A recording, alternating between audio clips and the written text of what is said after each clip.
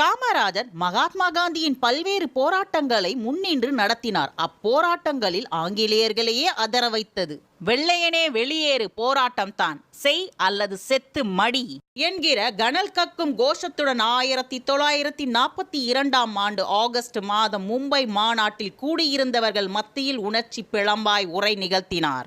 மாநாடு முடிந்து தலைவர்கள் ஊர் திரும்பும் முன் பல தலைவர்கள் கைது செய்யப்பட்டார்கள். தமிழ்நாட்டிலிருந்து சத்தியமூர்த்தி முதலானோர் கைதாயினர். காங்கிரஸ் தலைவர்கள் யார் யாரை எங்கே கைது செய்ய வேண்டும் என்று வெள்ளையர்கள் பட்டியல் தயாரித்து வைத்திருந்தனர். காமராஜர் மும்பை மாநாட்டில் பெரும் பங்கு வகித்தார். காந்திஜியும் நேரும் கைது ஆனார்கள் என்பதை அறிந்தார். தன்னையும் கைது செய்வார்கள் என அறிந்தார்.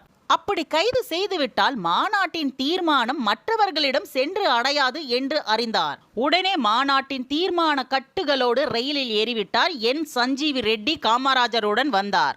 காமராஜர்